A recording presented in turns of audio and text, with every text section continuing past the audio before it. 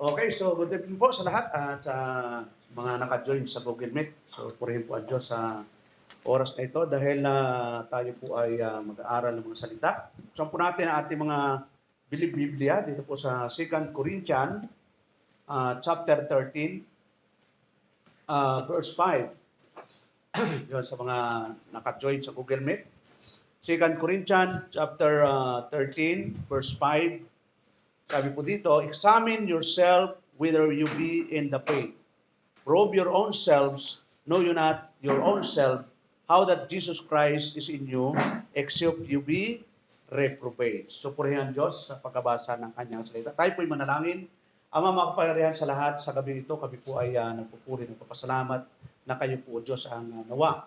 Kumabay sa bawat sa amin. Kayo po, Diyos, ang magturo na maunawaan namin ang mga salitang aming pag-aralan ngayong gabi. At Diyos sa mga naka-join, kayo po Diyos ang magpaunawa sa kanila at ganoon din po narito sa face-to-face. Kayo po Diyos ang magbigay po ng kaunawaan sa bawat isa po sa amin. Lahat po na ito, Diyos, dinadalangin namin sa pangalan ni Jesus. Amen. So ngayong gabi, mga kapatid, ang ating pag-aaral ngayon ay may pinamagatang examine yourselves, a call to test our faith. Yon, examine yourself, a call to test our faith. So ito pong ating binasa ngayong gabi, ito po ay isinulat po ng ating kapatid na apostol na Pablo para po ay magbigay po ng tinatawag na exhortation para po sa iglesia ng Corinto. So makita po natin na binibigyan din niya na bilang tayo po ay mga Kristiyano, ay kailangan mayroon tayong tinatawag na matinding pag-i-examine sa sarili. Yun. Kaya nga makita natin yung pamanik ni Apostol na Pablo na sabi doon, examine yourself. Yun. Pag sinabi examine yourselves, ibig sabihin yung sarili talaga natin ang i-examinin, no? Hindi yung ibang tao. Kasi paborito ng tao, pa-examinin yung ibang tao. Pero dito, makita natin na ang recipient o yung sinusulatan ni Apostol Pablo ay iglesia na po. Ibig sabihin, kalipunan ng mga mananampalataya. Hindi ito ina-address sa hindi Kristiyano. Hindi ito ina-address sa hindi iglesia kasi kalipunan po ito ng mga mananampalataya. Ibig sabihin, mga born again na po ito. Kaya sabi doon, examine yourself whether you be in the faith. So, ito yung pag sinabing examine, ay may apat na bagay tayong pwedeng matutunan dito, mga kapatid. So, number one, yung tinatawag pong, is our faith anchored in Christ? So, kumbaga yung ating pananampalataya ba ay nakaangkla sa ating Panginoon? So, pag sinabing anchored, no, ginagamit yan sa mga barko na kapag inuhulog yung angkla, hindi na makakagalaw yung barko. Naka-steady na po yun. So, ganun din po sa atin na kapag nakaangkla po tayo sa Panginoon, naka-steady po tayo, talagang doon yung focus natin, kahit anong klaseng mga bagyo pa dumating, hindi po tayo magagalaw kasi nakaangkla po tayo. So, kung titignan po natin, doon sa Romans chapter 8, ito yung papanalita ng ating kapatid na apostol na Pablo, dito po sa verse 38 hanggang 39. No? Alam naman natin si apostol na Pablo, yung kanyang background, na bago siya naging mangangaral ay siya po ay dating great persecutor. Siya po ang nagpe-persecute sa mga Kristiyano. Pero after na po siya ay na-convert, isang mananampalataya, ang kanyang patutuo, ano po sabi niya? For I am persuaded that neither death, nor life, nor angels, nor principalities, nor powers, nor things present, nor things to come, nor height, nor depth, nor any other creature shall be able to separate us from the love of God, which is in Christ Jesus our Lord. So, ibig sabihin, mga kapatid, kaya nagagawa ni Apostol Pablo na ganito talagang matiisan niya yung mga paghihirap bilang mananampalataya kasi nga po nakaangkla yung tinatawag na yung pananampalataya ay nakaangkla sa ating Panginoon. So, importante yun kahit sa buhay ng bawat isa po sa atin. Si Apostol Pablo, anong pagkakaiba sa atin? tao din po siya na nagugutom, nauuhaw, inaantok.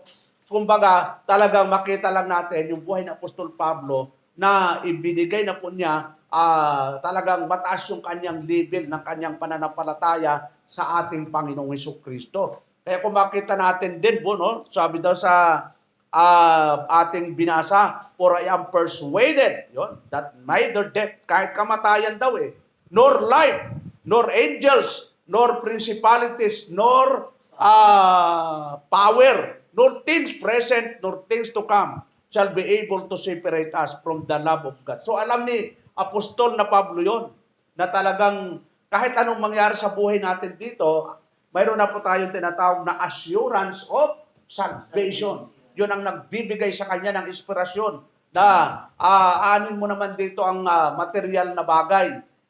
Kung mapapahamak naman ang kaluluwa. Kaya tayo, kahit nag-struggle minsan tayo sa buhay, marami nating problema, trials, pero yung pag-asa natin ay hindi dito sa lupa, kundi doon sa eternal na langit. Kaya nagbibigay ito ng inspirasyon sa atin. Di ba? Kasi kung wala tayong inspirasyon sa paglilingkod, matagal na tayo nag-give up kasi ang daming hirap na naranasan. Yung pandemic pa lang, di ba? Yung pandemic pa lang, minsan nag-iintay tayo ng ayuda, wala naman may ayuda pa ba? Magdadala na bigas, bidyan, NFA.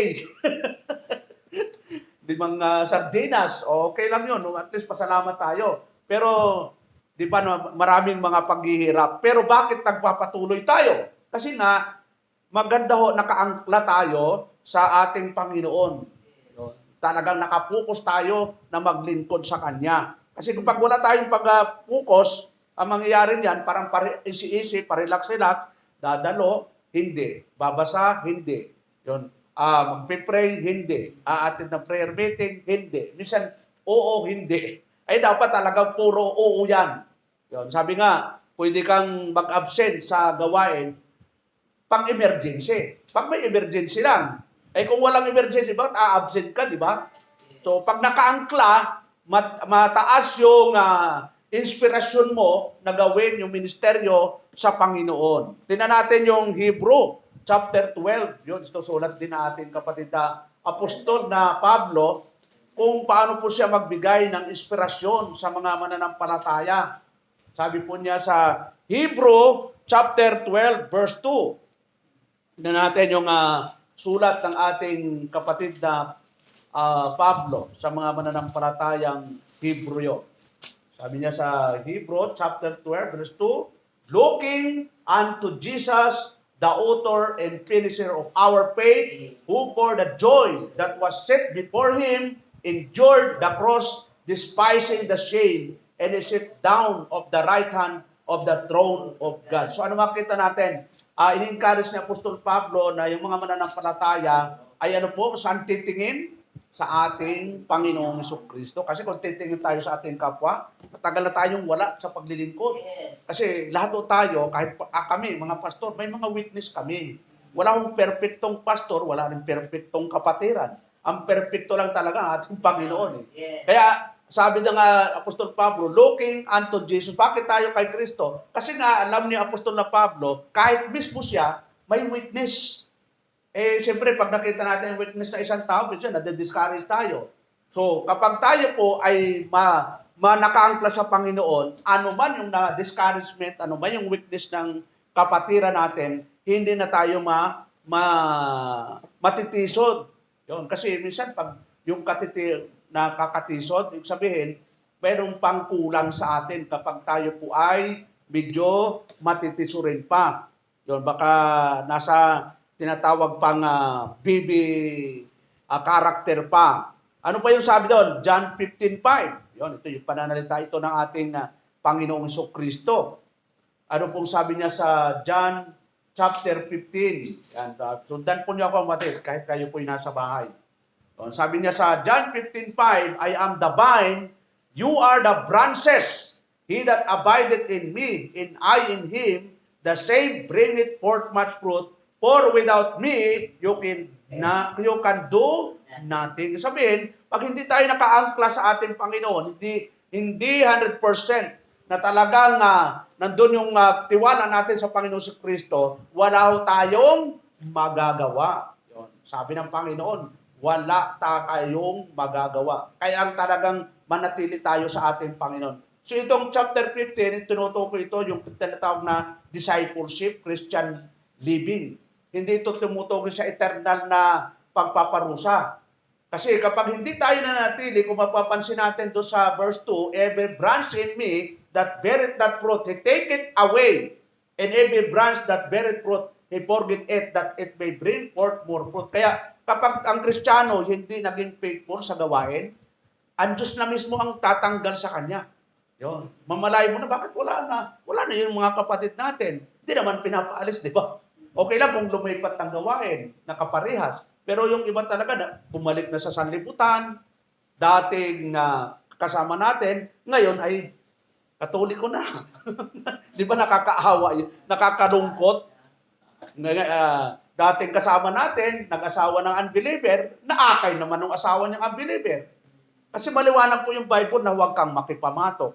O nakipamato ka, sino kaya ang malakas? Di malakas yung kalaban. Doon pa lang sa pakikipamatok sa hindi mananampalataya, yung binata, nag-asawa ng unbeliever, talagang bawal na sa Biblia yon.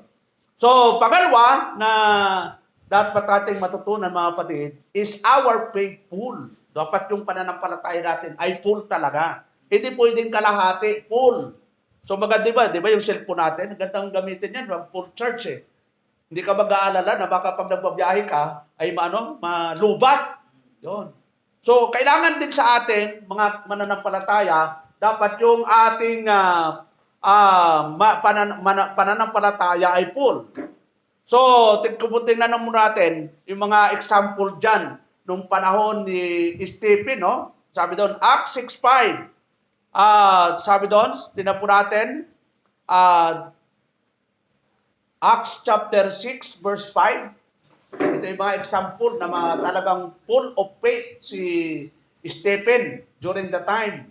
Anong sabi doon? Sa verse 5, and the saying pleased the whole multitude, and they chose Stephen, a man full of faith, and of the Holy Ghost, and Philip, and Prochorus, and Nicanor, and Timon, Parmenas, and Nicolas, a proselyte of Antioch. So gusto, ito yung mga example ng mananampalataya na ang sabi doon, man full of faith and of the Holy Ghost. Yung talagang pag ang tao po ay full of faith, tapos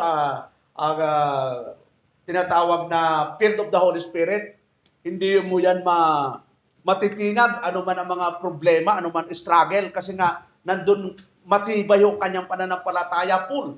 Kumbaga sa baso, puno. Kung hindi mo na malalagyan yun na, puno na eh. Kumbaga talagang full. Sa gusto ng Diyos na yung ating pananampalataya ay full. Yun, talagang katulad ni Stephen. Kahit, di ba, namatay nga si Stephen dahil binato siya. Pero dahil full yung kanyang pananampalataya sa Diyos, hindi siya nag-complain, hindi siya nagreklamo, talagang nandun yung kanyang pangangaral kahit ika-resulta pa niya ng kanyang kamatayan. So, ganun po yung tinatawag na full of faith. So, ano po, dito rin po, no, sa panahon ni David, tinan po natin yung 1 Samuel, chapter 17, verse 37. So, ano po yung sabi po dito? Sa the Lord that delivered me out of the paw of the lion and out of the paw of the bear. He will deliver me out of the hand of this Philistine. So yun ang pagkabanggit doon sa talata, no? Ibig sabihin, ang ating kapatid na David, nandun yung tiwala sa Diyos. Na alam natin na yung kanyang kalaban, sabi doon, the Lord that delivered me out of the paw of the lion and out of the paw of the bear, He will deliver me back. Anong pangyayari ito? Nung kakalabanin na po niya si Goliath. Gaano kalaki si Goliath? Higanti po ang tawag sa kanya. At bihasa po sa labanan. Si David, ano po ang kanyang bihasa? Pagpapastol. Ibig sabihin, wala siyang kalaban-laban tayo kay Goliath. Pero, ang sabi ni David, the Lord that delivered me. Yun. Kung ang Diyos ang nagligtas sa akin sa mga leon, gano'n mo, malababagis ang binanggit niya dito Siya din, ililigtas din niya ako sa kamay ng Palestinong ito. At nakita nga po natin na natalo po niya si Goliath. Kung sa sarili niya, hindi niya kaya yon, pero kakampi niya ang Diyos, mga kapatid. Kaya di ba kapag sabi nga, kung ang Diyos ay kakampi natin, sino pa ang lalaban sa atin? Kaya kailangan talagang close tayo, full tayo sa Panginoon. So, ano po? Full faith is marked by unwavering confidence in God's power and promises. Yung tinatawag na full faith, ito yung tinatawag na may tiwala tayo sa Diyos. Yon. At hindi nagbabago na pangako ng Diyos. Doon yung sentro natin na ang Diyos ay maraming pangako na tinututuparin niya. 'Di ba? Ang pangako na talagang ating inaasahan na siya ibabalik muli. At kapag siya ibabalik, yung katawang lupa natin babaguhin. Yung katawang nabubulok, papalitan niya ng katawang hindi nabubulok. Yun promise po niya Yun lang talaga nagbibigay sa atin ng pag-asa. Ang daming pangako, pero yun talaga yun ang pag-asa natin na nagbibigay sa atin ng inspirasyon. Sabi doon, the trials we face often reveal whether our faith is full. Para ma-challenge tayo, na totoo talagang full yung ating pananampalataya, minsan dumarating yung mga pagsubok. Minsan dumarating yung trials. Para matest talaga na ito ba talagang anak ng Diyos na ito ay full talaga yung pananampalataya sa Diyos. So, baka pag dumating ang problema, ayaw ko na! Ba't ganito? Kung kaya ako naging Kristiyano dami ko ng pagsubok! parang si Job, di ba? Dumating lahat ng problema, di ba? Namatay na anak, na wala yung ari-arian. Pero sa kabila nun, ano ang nangyari? Tingnan po na nga natin, mga kapatid. Sa Job chapter 1, di ba? Makita natin na lahat yata ng ari-arian ay nawala sa kanya, yung anak. Pero sa kabila nun, wala siyang sinabing masama. Hindi siya nag-complain. So, tingnan po natin yung chapter 1, mga kapatid. Yes, taga-tsaga lang tayo. Sabi doon sa 30, sabi doon, verse 20, Then Job arose and rent his mantle and shaved his head and fell down upon the ground and worshipped and said, Naked came I out of my mother's womb, and naked shall I return thither. The Lord gave, and the Lord had taken away. Blessed be the name of the Lord. In all this, Job sinned not, nor charged God foolishly. So, alam mo, sa lahat ng nangyari kay Job, hindi siya nagkasala, hindi siya nag-isip ng negative. Alam mo, matayin ka na 10 anak, tapos lahat ng area mo, bahay na wasak, lahat ng area na wala. Pero, ang sabi doon, sumamba pa siya sa Diyos. Yun. Sabi doon, Job arose and rent his mantle and shaved his head and fell down upon the ground and worship. Yun, galang mo yun, mga kapatid. Magagawa ba natin yan? Sa gitna ng mga problema, mga dalahin, ay tayo po ay sasamba sa Diyos. Dapat ka talagang sasamba kasi marami na nga struggle natin. Di pa tayo tatawag sa Diyos. Di ba? Sabi nga ng Panginoon, tumawag kayo sa akin at tutugunin ko kayo. At ipapahayag ko sa inyo mga bagay na mahiwaga na hindi ninyo nauunawaan. Yun, yung true prayer yun. Yung personal prayer, group prayer. Kaya nga sa mga Bible study, talagang mayroong house-to-house prayer, Bible study. Kasi maganda po yun Nagdadalanginan sa isa't isa. So, ito po yun, no? So, tingnan po natin. Romans 10:17. Yun, ito yung paborito ng mga Arminian. Pag sinabing Arminian, hindi naniniwala sa eleksyon. Tayo po, basta kung ano yung nasa Biblia, pinaniniwalaan natin. Ang hindi natin pinaniniwalaan, yung wala naman sa Biblia, ay gagawin. Romans 10:17. Ano yung sabi ni Apostol Pablo sa mga mananampalataya sa Roma? So, then faith cometh by hearing, and hearing by the word of God. Yon, ito yung tinatawag na reminder No, reminder ng ni Apostol Pablo sa mga mananampalataya sa Roma. Ito yung faith na ito, hindi ito yung faith na para maligtas eternally, no? Yung faith na ito ay para lumago tayo. Kaya faith cometh by hearing. Yung nakikinig, sino yung nakikinig dito? Yung mga born again na. Kasi yung hindi born again, hindi makikinig yan. Kasi patay spiritually. Tandaan po natin, pag ang tao'y patay spiritually, hindi makakakita, hindi makakarinig, wala siyang function. Di ba? Nakita natin, pag patay, kahit nga may utang sa'yo, sige, hindi na magabayan na eh. Kasi nga, patay. Pero pag buhayan, ayan, pwede mo nang sigilin yan, buhay na. Yung ganun ho yun, no? Kaya, yung address nito ni Apostol Pablo na Romans 10:17, naka-address po ito sa mga mananampalataya sa Roma na habang nakikinig ng salita ng Diyos, habang nag-aaral, ay ano po, sabi doon, faith cometh by hearing. Yon. Kaya dapat palagi nakikinig tayo ng salita ng Diyos. Yon.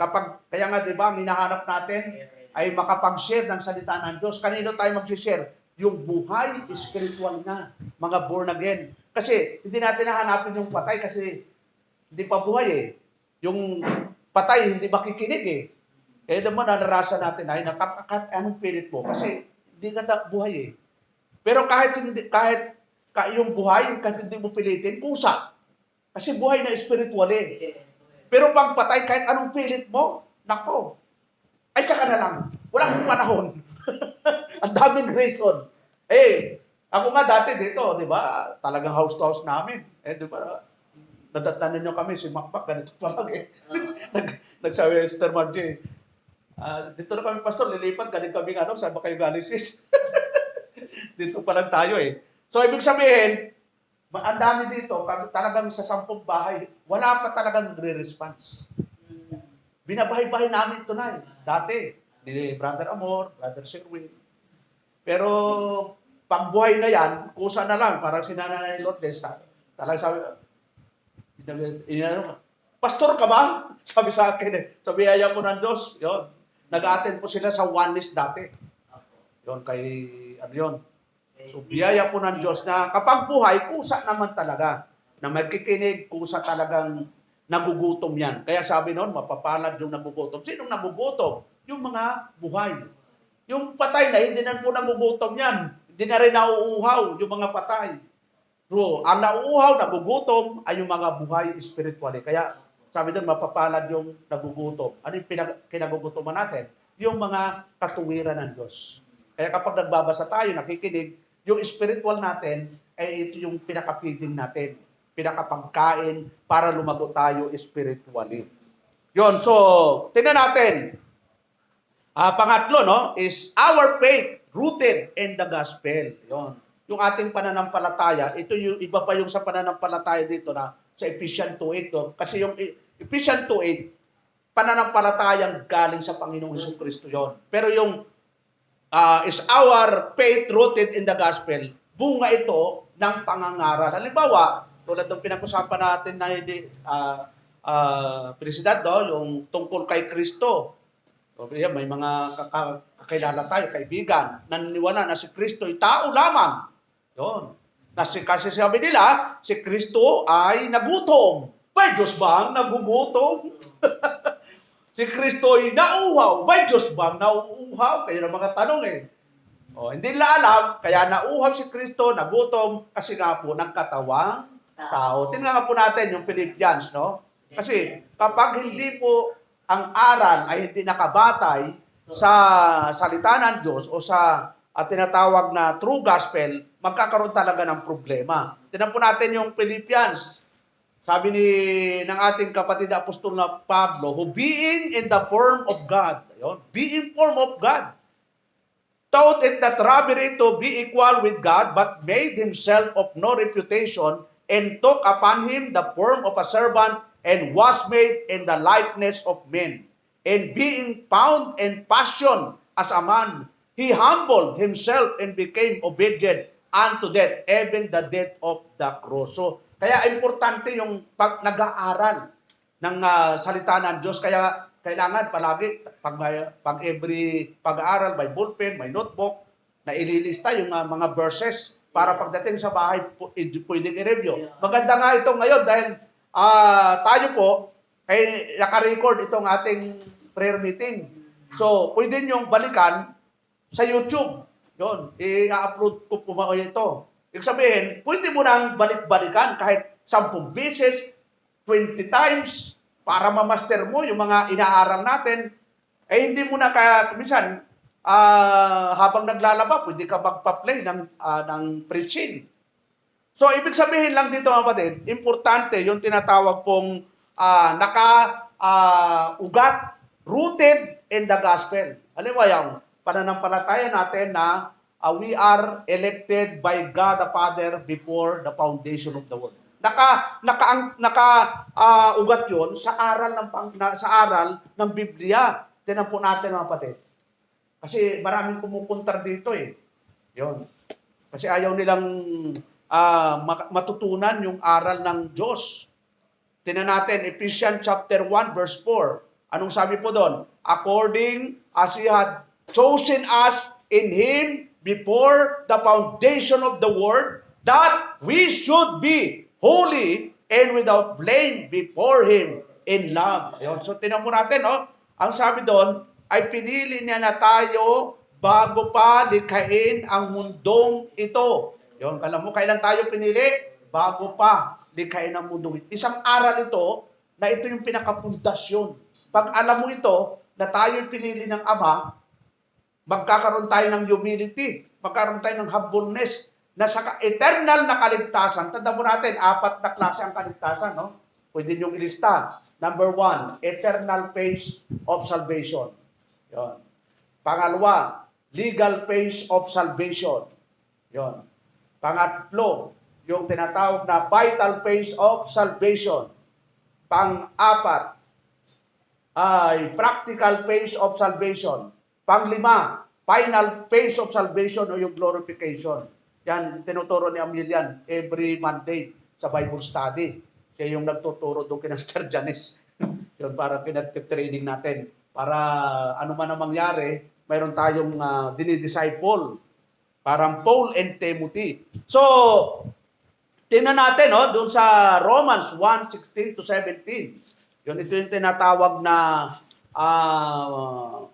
mga paborito ng mga mananampalataya. Romans chapter 1 verse 16 hanggang 17. Ano po yung sabi ng ating kapatid Apostol na Pablo? For I am not ashamed of the gospel of Christ, for it is the power of God unto salvation to everyone that believeth, to the Jew first, and also to the Greek. For the rest is the righteousness of God revealed from faith to faith, as is written, the just shall live by faith. So kung mapansin po natin na si Apostol Pablo, sabi niya, hindi ko kinakahiya.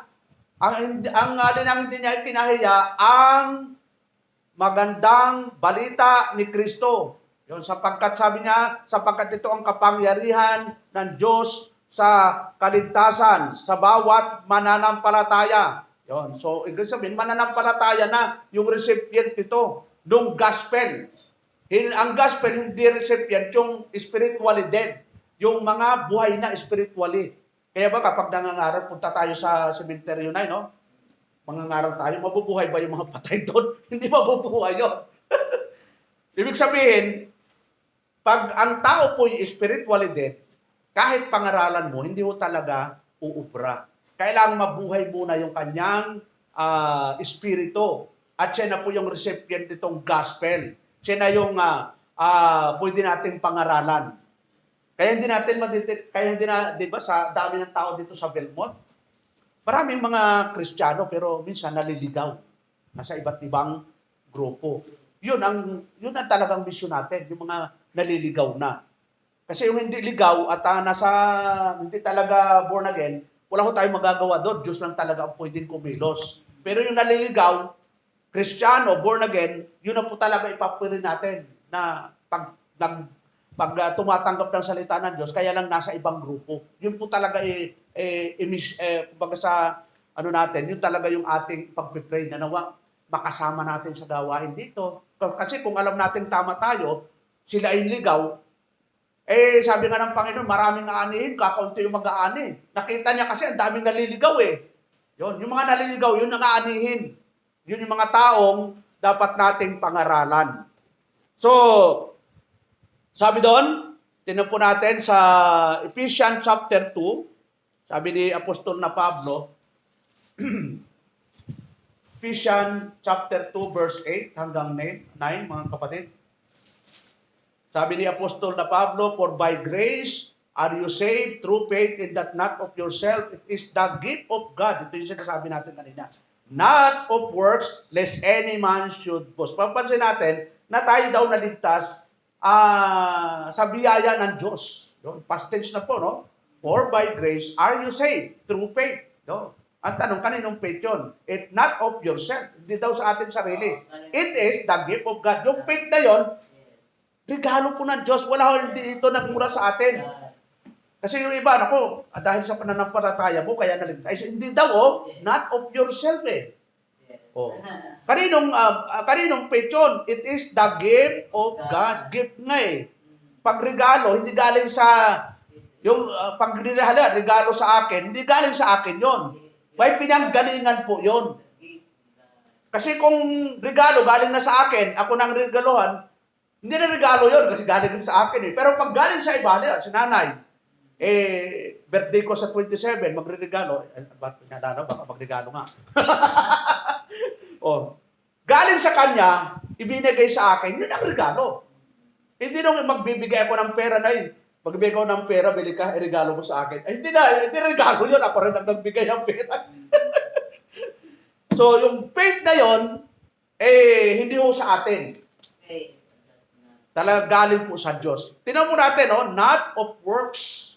Hindi sa gawa, upang ang tao ay walang ipagmalaki. Yun, should, not of works, lest any man should boast. Yun, walang ipagmamalaki. Kaya inaalis nito yung yabang. Yun. Kahit mga pastor, mga yabang, alam mo brother, ang dami kong iniligtas. Hindi, isa po ang Savior, ang Panginoon. Tayo, ginamit lang ng Diyos para yung mga nawawala ay madala natin sa gawain.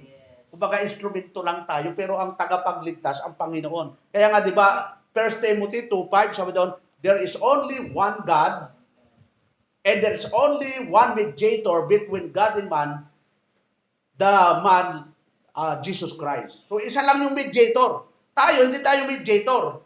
Si Kristo lang ang mediator. Siya lang yung talagang Savior. Tayo, kasangkapan, parang kami mga pastor, hindi na, ang tawag nga sa amin sa Bible, slave. Ang sa amin, servant. Hindi dapat nagmamalaki yung mga pastor. Alam mo, ako ay anointed son of God. Parang si Kibuloy. Ako ay huling sugo. Ayan, sa iglesia yun. Huling sugo ang banggit. So, walang ganon. Tayo ay mga katiwala lang ng Diyos. Binanggit po yan yung tinatawag na steward. Lahat po tayo, wala akong ranking dito na si pastor mataas ang rango, si sister maliit. Wala po. Pantay-pantay po tayo sa harapan ng Diyos. Nagkantaon lang po na ako po yung panangangaral, akong pastor. Pero sa harapan ng Diyos, mas malaki po yung responsibilidad namin mga pastor. Yung accountability. Kaya nga kailangan tama yung ipinapangaral namin kasi pag namali, sa amin po ang balik noon. Kami po ang mananagot sa Diyos. Talaga mo, na ipangaral namin, mali. Yun. Kaya nga kailangan bago mangaral, aralin muna talaga nung nangangaral. Baka hindi tama. So, ano pa ho, mga kapatid? Number 4, ito po, last point po natin. Is our faith fruitful? Ito, yung panghuli. Yung ating pananampalataya ba ay mabunga? Yun, yung question mark eh. Kumbaga sa puno, kung nagtatanim tayo ng puno, lalo na ang prutas, anong inaasahan natin kapag yan ay panahon? Kanina, nang-harvest ako ng mangga. Bigyan mo si Sir Margie Moya start. So, doon, dami pa doon sa taas. Ang ginawa ko, umakyat ako, kasi di ba, dami nang na-harvest ko, di ba? Talagang, ay kanina, pag-akyat ko, naglag-lagan, dami nalaglag. Yung mga nagdaan, tuwang-tuwa, sabi niya, Pastor, sige, kung lahat ng naglag sa inyo, kasi may dala akong sako eh. Di ba nakakatuwa na kapag ang puno, maraming bunga? Yun, nakakashare ka, o nakakapagbigay ka, at siyempre yung nabigyan mo, natutuwa. Yun. At siyempre yung nagbibigay, mas mapalad yung nagbibigay eh. Masaya din, kasi nakapagbigay. Kasi kung pwede ko namang suluhin yun, hindi na ako magbigay, pero anong masasabi ng mga damot naman yun? Pastor pa naman. So, makita natin na inaasahan din po sa atin ng Diyos na bilang Kristiyano at mananampalataya ay magkaroon tayo ng bunga. Yun. Tingnan po natin dito sa James chapter 2. Yun. Tingnan natin yung sabi ng ating kapatid na Santiago, mga kapatid. James chapter 2, verse 17. Ano po yung sabi ni James? Even so, faith, if it had not works, it is dead, being alone. Yung pananampalataya daw na walang gawa ay patay. Ibig sabihin, walang kabuluhan. Sabihin, puro ka, Lord, Lord, Lord. Mahal kita, Panginoon. Pero hindi naman makita sa buhay mo. Patay yun. Walang kabuhay-buhay. Kaya sabi doon, sabi doon, a fruitful faith is one that not only believes, but also produces visible evidence of God's work in our lives. Ibig sabihin, by ebidensya sa buhay po natin, kapag tayo po ay mabungang Kristiyano, makikita talaga sa atin. Kasi pwede mo namang sabihin, ako yung Kristiyano, mananampalataya, diyan ako nag-attend kay Pastor Romel. Nasaan ang ebidensya? Makita talaga sa buhay natin. Kasi ang inaharap ng Diyos, bunga. Di ba? Pag nagtanim tayo, inaasahan nga natin, magbunga yan eh. Mayroon na nagtanim ka, 10 taon wala pang bunga, anong gagawin natin ay, ang sabi ng Panginoon, John 15, pinuputol na. Yung mga sangang hindi nagbubunga. Yun. Kaya nga, importante na tayo, yung pananampalataya natin, ay ipakita natin na bumubunga. Yun. Sa ebidensya na makita natin. Tingnan natin 2 Peter chapter 1 verse 5, sabi ni Apostol na Pablo, and beside this, giving all diligence, add to your faith virtue, and to virtue knowledge, and to knowledge temperance, and to temperance patience, and to patience godliness, and to godliness brotherly kindness, and to brotherly kindness charity. For if these things be in you, ito matanda natin tumatid, and abound, they make you that you shall neither be barren nor unfruitful in the knowledge of our Lord Jesus Christ. So, kapag nasa atin pala yun, yung binanggit sa verse 5 hanggang verse 7, hindi raw tayo hayaang walang bunga. At verse 9, but he that lacketh this thing is blind and cannot see afar off, and had forgotten that he was purged from his old sin. Tapos sa verse 10, wherefore, the rather, brethren, give diligence to make your calling and election sure. For if you do these things, you shall never fall. So hindi tayo babagsak. Ay bakit yung ibang Kristiyano bumagsak na? Ay kasi nga wala sa kanila yung sinasabi ni Apostol Pablo dito, yung virtue, knowledge, temperance, hindi na exercise, wala yung godliness, walang godliness, walang brotherly kindness, walang charity. Yung pag sinabing charity, pag-ibig. Yung pag-ibig na ito ay unconditional. Yun. So, sunod po natin. Tinan po natin yung, sunod po natin, for final po. Yun, John 15:2, no? Sabi doon, every branch in me that bear not fruit, he take it away. Ito yung sinasabi natin. Na kapag yung mga Kristiyano hindi na makakitaan ng kabanalan, Diyos na po ang magdidisiplina sa kanila. Kaya magtataka na lang po tayo mga kapatid. Minsan bakit wala na si sister, wala na si brother, ay hindi naman pinapalis. Pero bakit umalis? Yun, ang Diyos pa lang nagtanggal sa kanila. Kasi namumuhay na ng makamundo. Yun. Nawawala na sa tamang kayusan na pamumuhay. Sabi doon, a fruitful faith impacts not only our own lives, but also the lives of those around us, pointing them to Jesus. Kala mo yun, no? Kapag tayo po ay nabuhay ng hindi ayon sa Panginoon, hindi lang tayo maaapektuhan. Yon. Pati yung nakapaligid sa atin, apektado. Kaya, gumawa ako ng kasalanan. Sino ba ang apektado na yun? Siyempre sila. Pati ang iglesia.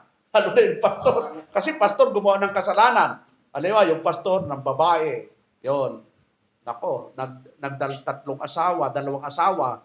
Ang important talaga nun, pamilya, iglesia, talagang apektado po talaga. Kaya, sabi doon, a fruitful faith impacts not only our life. Pag ma-fruitful naman, mabunga, ang apektado, ikaw mismo. Yon.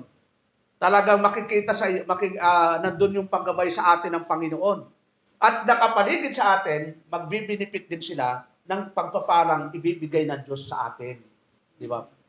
Kaya kapag ang binigay naman ng Diyos sa atin ay palo, di ba yung mga nakapaligid sa atin, apektado eh. Yun, kasi sino kayang naparusahan sa atin? Isa doon. Yun. Kapag hindi sumunod sa Panginoon. So, God's examination, ito na. Ito yung tinatawag na examination na gagawin natin. Di ba ang ating teksto kanina? Sabi doon, Psalms 26 verse 2, sabi ng psalmist, examine me, O Lord, and prove me, try my reins in my heart. Yon, ang Diyos nag-i-examine. Yon, hindi lang tayo ang nag-i-examine sa sarili natin. Ang Diyos din ay nag-i-examine sa ating sarili. Yon, sabi ng psalmist, examine me, O Lord. Yon, pinagpipray pa nga ng psalmist improve me, try my reins in my heart. So magandang ugali yun. Lord, examinin mo po ako. Maganda, pag-pray natin, disiplinahin mo ako, Lord, kung marami akong pagkukulang sa iyo. Dahil siyempre, minsan kala natin, tama yung ginagawa natin. Kasi ang tawag doon, self-righteous. So maraming ganun, no? Akala niya sa sarili niya ay wala siyang mali. Kaya ang palaging tinitingnan niya yung mali ng iba. So, ito yung reminders pa rin, no? Tinatawag na sa Hebrew chapter 12 verse 6. So, anong sabi doon sa Hebrew chapter 12 verse 6? Ito, last verse po tayo. Sabi sa 12 verse 6, for whom the Lord loveth, He chasteneth and scourgeth, and every son whom He receiveth. Yon. Lahat ng minamahal ng Diyos ay Kanyang pinaparusahan. Yon. Kapag hindi ka pinarusahan ng Diyos kahit mali ka, ay baka hindi tayo anak ng Diyos. Pag nakakaranas ka, hindi ka nagpagbasa ng Bible, parang mayroong namalo Yon. Ay talaga namang utosan ng Bible na magbasa ng Biblia, di ba? Pag hindi ka nanalangin, talagang mayroong paano talaga yon kasi kumanda ng Diyos, di ba? Pray without ceasing. Nakakalimutan natin dumalo ng fellowship. Yun, tulad dito, fellowship ito, maganda nga. Yung mga nandito sa Belmont, next time, dito tayo every Wednesday. Yun, 1 hour. Yun. Luto tayo ng, mainit-init na, tubig. Yun, so, sama-sama tayo sa fellowship. Pag sinabing fellowship, anong ibig sabihin ng fellowship? Nagkakaisa tayo ng pananampalataya, nagkakaisa tayo ng purpose to glorify God.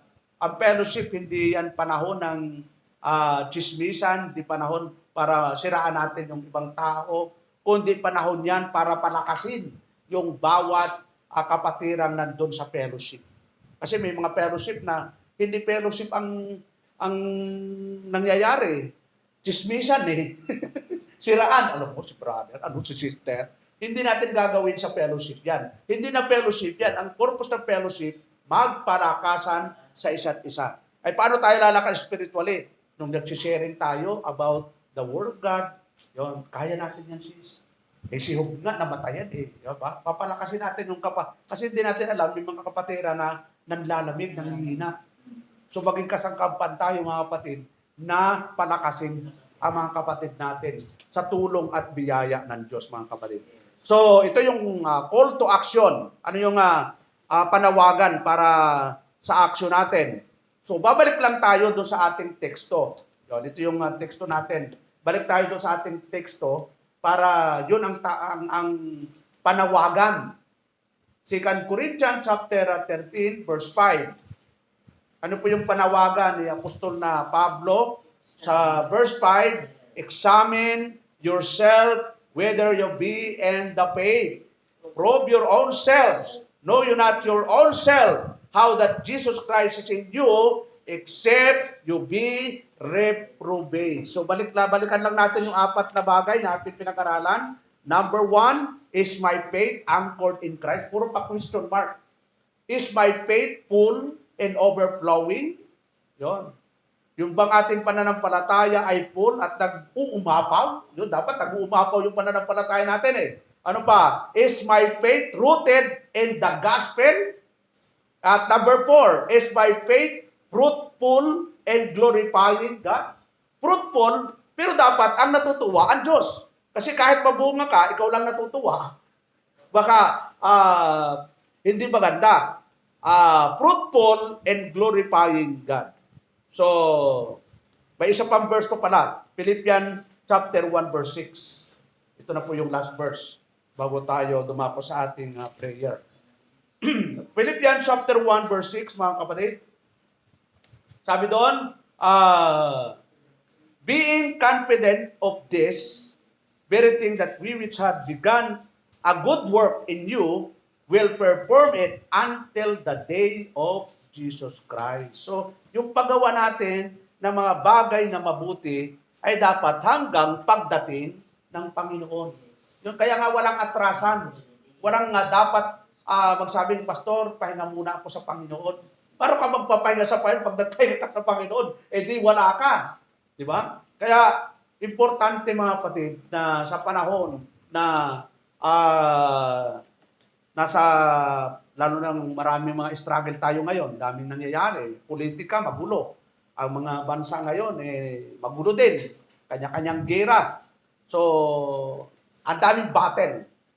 Kaya kailangan tayo po ay nandun sa call to action, yung examination, para tayo po ay katulad ni Apostol Pablo na kahit taranasan niya yung kawalan, magutom, nadimanda po siya, pero hindi po siya nag-give up. Tuloy-tuloy yung kanyang paglilingkod hanggang siya po ay mamatay. Yun po yung magandang paglilingkod. Na yung hanggang mamatay, sabi nga, natapos ko na yung aking takbuhin. Sabi, pag kinuha ka ni Lord, at maganda yung patotoo, yun, pwede mo nang sabihin na natapos ko na yung aking takbuhin. Paano kung namatay kang di mo natapos yung takbuhin? Umistop ka. So, eternally secure ka. Pero hindi mo na-enjoy yung paglilingkod.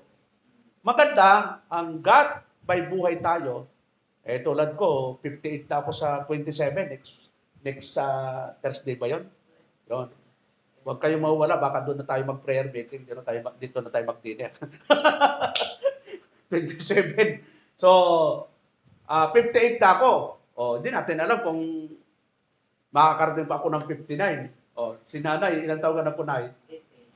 80? O gala mo yan, Ang layo na. Pero ang sipag pag dumalo ng prayer meeting, ang sipag pag dumalo ng Sunday. Laki na ng bonus na no? Pag umabot ka ng 60, yun, medyo na yun. Pag 61, bonus na po yun. Kaya gala mo 80. Si Nanay Nita din, 80. Puro 80, si Nanay Lourdes. Pero hindi sila, parang na yung mata nila Pero kayo, malinaw pa So, biyaya po ng Diyos. Kaya, ang dami natin pwedeng pasalamatan Talagang full of blessing. Okay po, so, yung po lang mga kapatid sa gabi ito. At yun, ipag-pray natin yung ating mga home Bible study sa bawat bahay. Yung ating mga monthly Bible study, may weekly tayo. Bukas, nasa tansa kami. Yun ang weekly. Yun, nandan si Sister Aisen. So, pag-pray ninyo na nawa, pag dumating ang panahon na makapaggawain tayo dun sa tansa, kahit yung hapon, Sunday afternoon, baka mag-host kami dun sa lugar na yun Baka maraming mga pinili doon. Okay, so